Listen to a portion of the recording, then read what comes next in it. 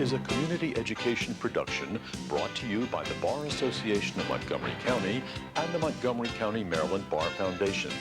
The program is designed to provide you with general information regarding your rights and obligations under the law.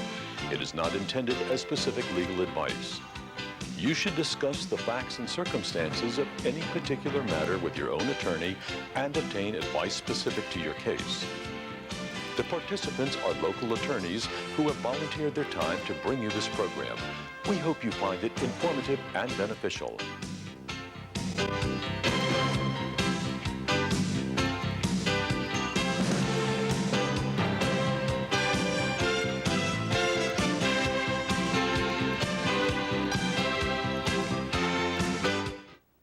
Welcome to Law School for the Public. My name is Ann Grover, and I'm a principal with the law firm of Joseph Greenwald and Lake and work in their family law practice.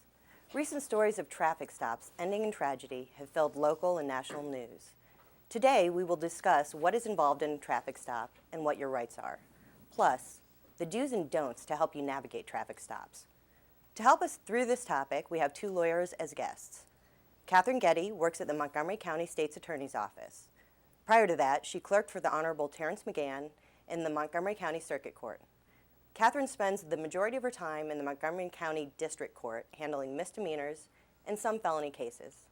Stephen Vinnick is a principal with Joseph Greenwald and Lake and handles both civil litigation and criminal defense. Mr. Vinnick has more than 20 years of experience representing clients. He was named Trial Lawyer of the Year by the Maryland Association for Justice and lectured for the Maryland State Bar Association on numerous topics. Kate and Stephen, welcome. Thanks. Thanks for letting us be here. So Kate, can you tell me what is a traffic stop? Well, a traffic stop is really anything that, or any stop that a police officer conducts while in his vehicle. And a traffic stop is, the reason for a traffic stop is really anything that's in the transportation article. So it can be for having your tail light out. It can be for if they recognize that you are driving with an expired tag. It could be for driving through a red light, for not stopping at a stop sign, really anything like that. And Stephen, do you know, are there any reasons a police officer could stop you at a traffic stop that are unrelated to any sort of traffic infraction? If the police officer believes that there is some other type of crime that's taking place, if the police officer believes somebody is in danger or someone could be harmed. Essentially, as Kate said, there are numerous reasons within the transportation article for why the police officer can stop the individual. But if the officer, for example, believes that the person is engaged in some type of drug dealing, but doesn't really have probable cause to stop that person for the drug dealing at that time, but sees the person commit a motor vehicle infraction, such as having a broken taillight or not having their emissions registration or tag on the vehicle license tag, going through a stoplight. For any of those lawful reasons, even if it's a subterfuge, the police officer can stop the citizen. Now, once you've been stopped, what rights do the police have as far as inspection of your vehicle?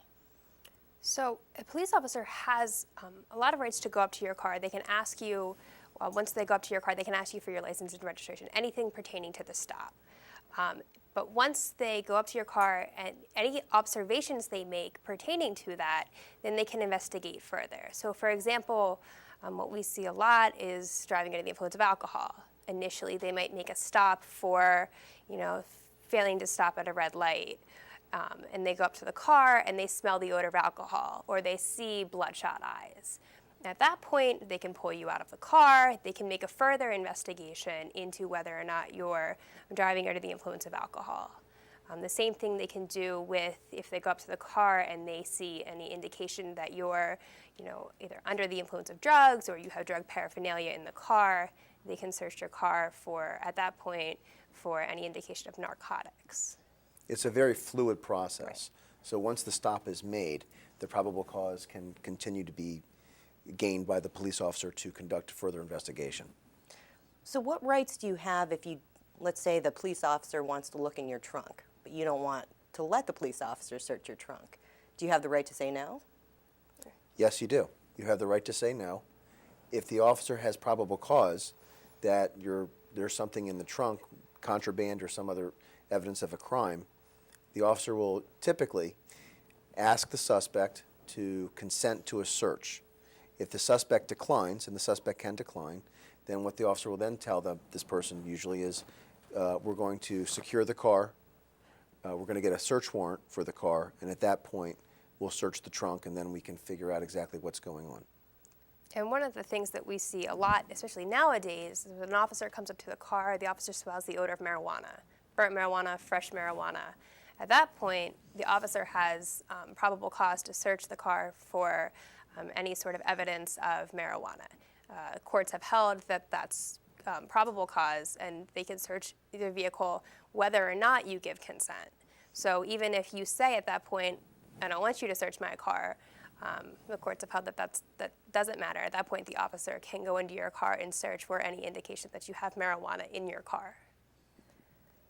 Now, if the officer wants to search your trunk or search your car and you don't want them to, are you permitted to ask what their probable cause is or what rationale they have for wanting to be able to see or search your car? I think certainly you're always allowed Absolutely. to ask. Is there any obligation on the part of the police officer to disclose that information? Yes, the officer is required to explain to the citizen the reason for the stop and what they are now going to search for. Okay. What about your person? If the police officer wants to search your person, what rights do you have? So I think the best way to take this would be to talk about like if the officer comes up to your car and smells the odor of alcohol or has some indication that they believe you're under the influence of alcohol. At that point, the officer can ask you out of the car and ask you out of the car to perform the standardized field sobriety test or to do some sort of further investigation. And when they do this further investigation and they get you out of the car, the officer has the right to pat you down in a search for weapons. Now, this isn't a pat down to go into your pockets. This isn't a pat down to look to see what you have on you. This is simply an outer clothes pat down to make sure that you have nothing on your person that could harm the officer while they're interacting with you for this limited duration while they're doing their investigation. And it's not just the person, it's in the person's arm length reach or anywhere where the suspect can conceivably gain access to and possibly gain access to a weapon. And if the officer does a pat down for weapons, and we'll say that they feel something in your pockets but they don't know what it is, does it have to feel like a weapon for them to then be able to go into your pockets? Yes. Yes.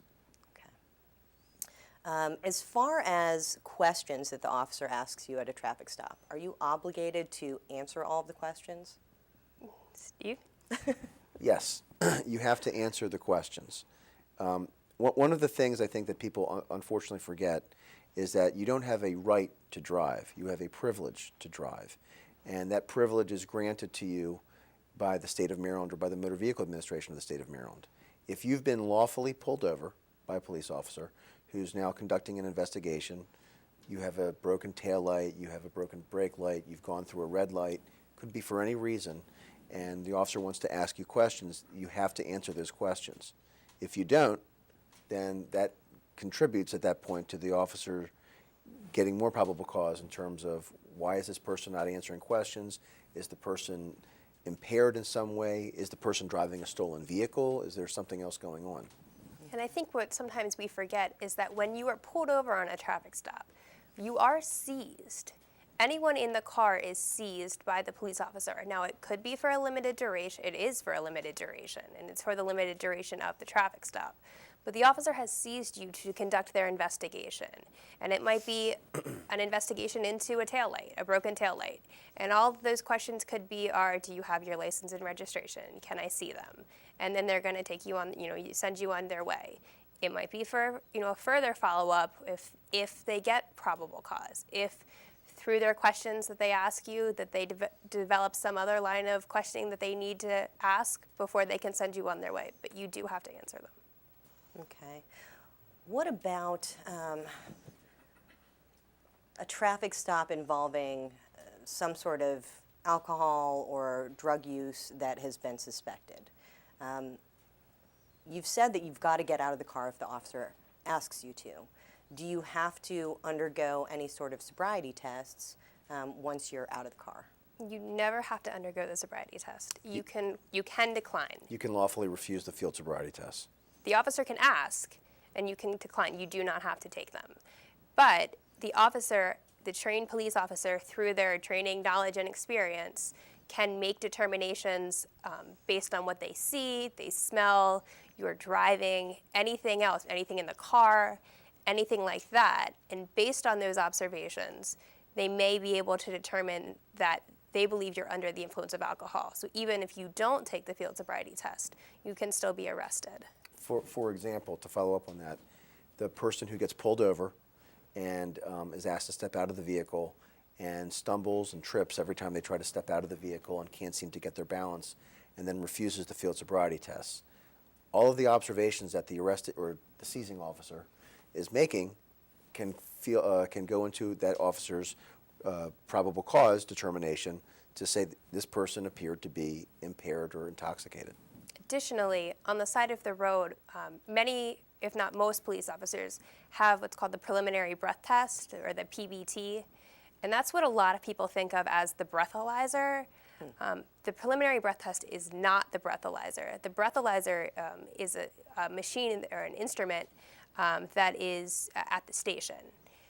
The preliminary breath test is a small instrument that's on the side of the road that you can blow into. It's not admissible in court, and For any reason. For any reason, but it's used to help the officer determine whether or not, to help them make their determination to see if you're under the influence or you're impaired. You can take it. You can refuse to take it. It never hurts you,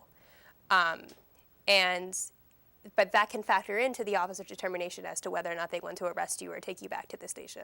But that is not the intoximeter or the breathalyzer that suspends your license. Plus, if I could also follow up on that, the other thing that you need to consider as well is that one of the big issues that's happening now, and particularly in Montgomery County, it's not just the driving while impaired by alcohol, it's the driving while impaired by some other controlled dangerous substance. Often it's some type of Oxycontin or Schedule II narcotic. So the person who's impaired by that substance is going to blow into the PBT, and it's going to register 0.0. They won't have any alcohol in their system. What that does is, at that point, is it alerts the police officer to get what's called a DRE, a drug recognition expert, to come into the situation and essentially observe and look at the person who's been seized to see whether this person is fitting the description or what you would conclude as being someone under the influence of a controlled dangerous substance.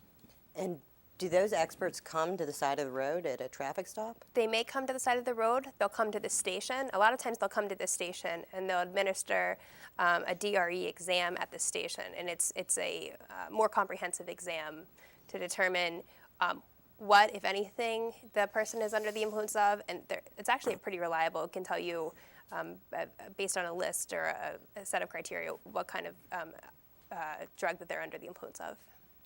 So if you, we'll say, don't pass the field sobriety test or the PBT, does the officer actually arrest you before taking you to the station?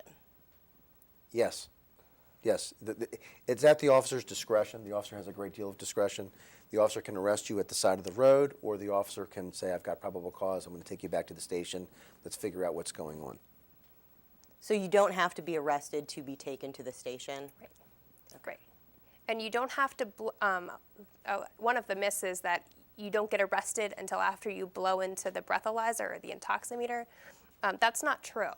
You can, and most times are, arrested before the breathalyzer is even administered.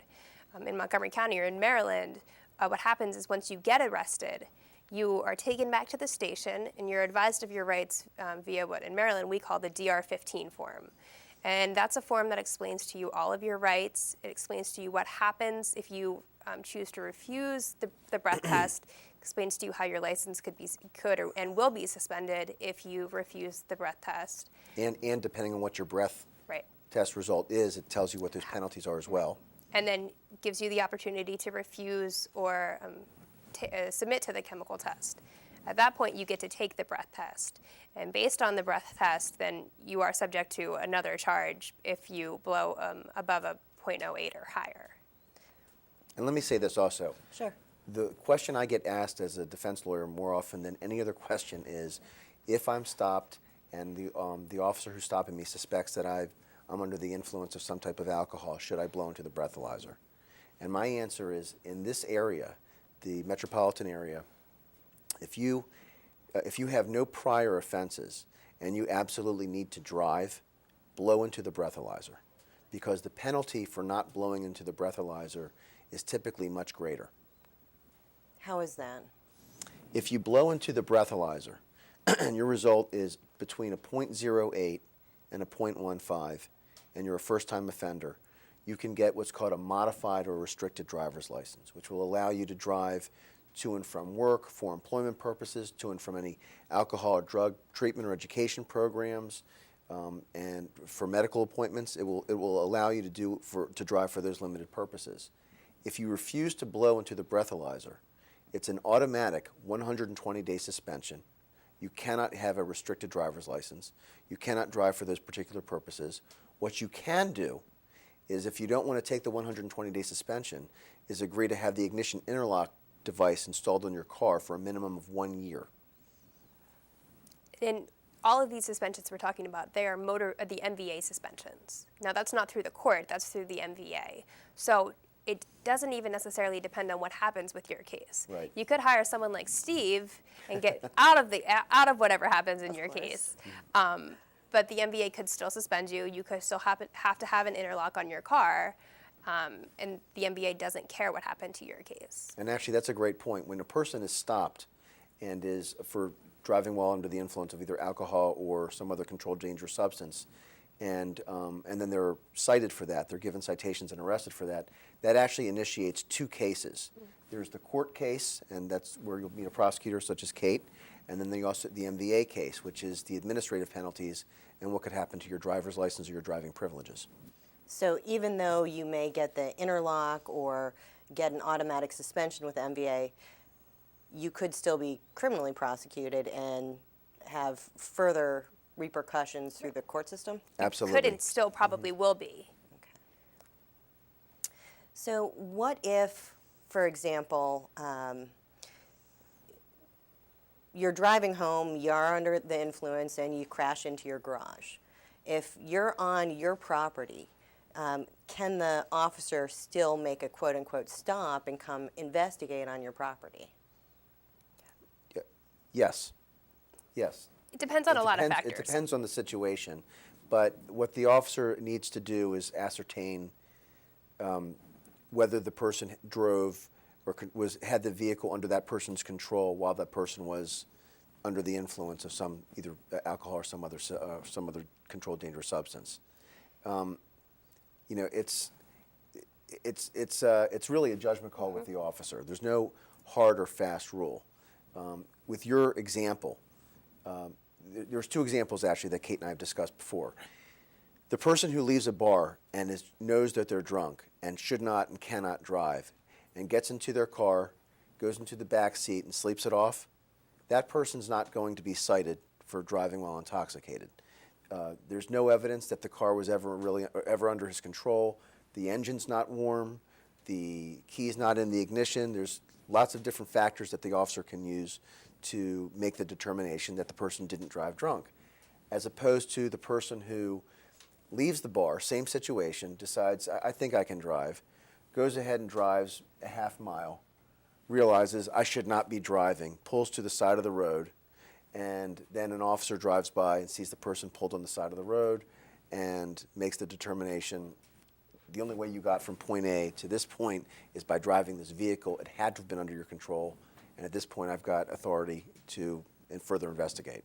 So in the situation you talked about, the answer is yes, he could possibly be cited, or no, maybe not. It depends on how long it was. It depends on if the officer was right there. There are a lot of factors that would go into making that determination, and it's really up to the officer to determine. Okay. Now, we've heard a lot of stories in the news about use of firearms by officers in traffic stops. If you are pulled over and you have a weapon in your car, what should you do to protect your safety in that situation? Steve, what do you tell your clients? This is what I tell my clients. If If you have a weapon in your vehicle and you're pulled over, the very first thing you do, number one, as Kate and I discussed, keep your hands visible on the wheel of the car, on the steering wheel, so that the officer can see them. Or roll the window down, put both hands out of the window, and tell the officer in advance, you need to know something, I have a weapon.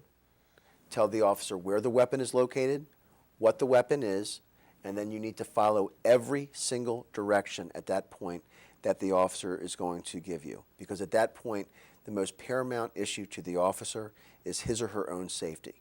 And what the officer simply wants to, the officer may end up letting you drive on your way home. It may have just been you have a taillight out and they're going to give you a work order to get that repaired, and you'll have 30 days after the order to get it repaired. But the officer's paramount concern at that point is his or her own safety. So the officer's going to say, don't move. We'll approach the car, have you get out, maybe have you get on your knees, turn your back to the officer with your hands behind your head, spread your legs. The officer will then secure the car, get the weapon. But you as a motorist need to inform the officer immediately, I have a weapon. And I think one of the things that sometimes we all forget is that police officers are people too. And one of the scariest things that they do on their job is conduct traffic stops. They are probably the most dangerous thing that they do. When police officers are approaching vehicles that they've stopped, they have absolutely no idea what is going on in that car. They can't see your hands. They can't see your eyes. When you're making movements, they don't know what you're doing. I know we talked about when you're reaching into your glove box to get your license and registration.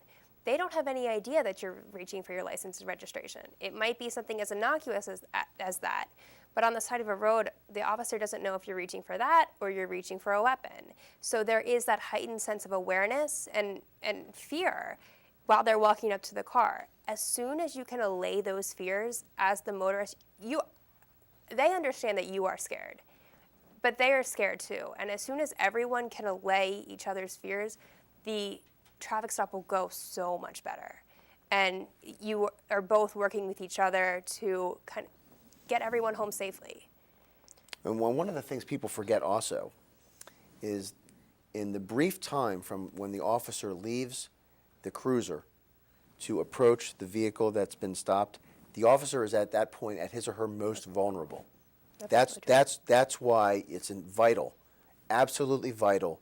Let the officer know exactly what you have. And I have clients who are police officers, I'm sure Kate has seen this too, who when they're stopped and they have a gun, okay, they will actually get out of the car and already spread themselves all on the ground and let the officer know there's a weapon in the car. It's my service weapon, and it's located on the passenger side, and I want to let you know exactly where it is. And going back to what Steve said a moment ago, it might be something as simple as the officer cuffs you for for a few minutes.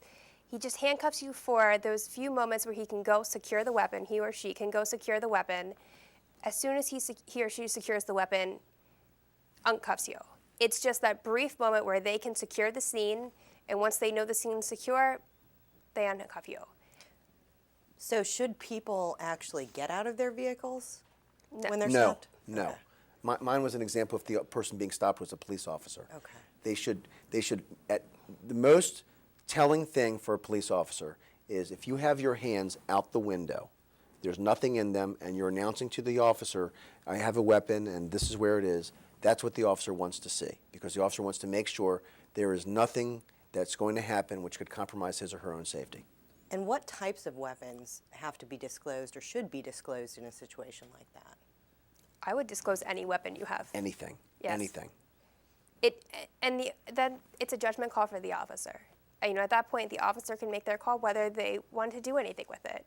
If you have a lawful hunting knife in the back seat, that might be fine for the officer. He might not do anything with that. It's in the back seat, it's sheathed, it's fine.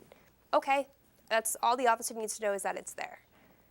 But it's better for everyone. It helps with cooperation if you tell the officer up front. And as far as officer use of firearm or use of force, when in a traffic stop is that warranted? A police officer is required to use the minimal amount of force necessary to effectuate a goal. In other words, if the officer can use only his or her own voice to have the person get out of the car, that's considered believe it or not, the voice and the inflection of the officer can be considered a use of force. So again, it's a very fluid situation. It rises above, it rises as more and more of a threat to the officer is being experienced. So, for example, if it's one person in the vehicle and it just seems like the person is very low key and it doesn't seem like it's going to be a problem, the officer's probably not going to feel the necessity to take out his or her own service weapon to do that. As opposed to the stop has many people in the car. It's very raucous. They don't seem to be listening to the police officer's instructions at that point. Then Maybe a different situation. Exactly right. Exactly right. Unfortunately, we are out of time. I'd like to thank our guests, Catherine Getty and Stephen Vinnick, for taking time to discuss traffic stops. Let us know what you think of the show and what topics you would like to see covered in the future programs by emailing us at lawschoolforthepublic@gmail.com. Please join us for future shows in our Law School for the Public series, which explore various and timely legal topics. On behalf of the Bar Association of Montgomery County, we look forward to being with you again. I'm Ann Grover. Thank you. So is this one.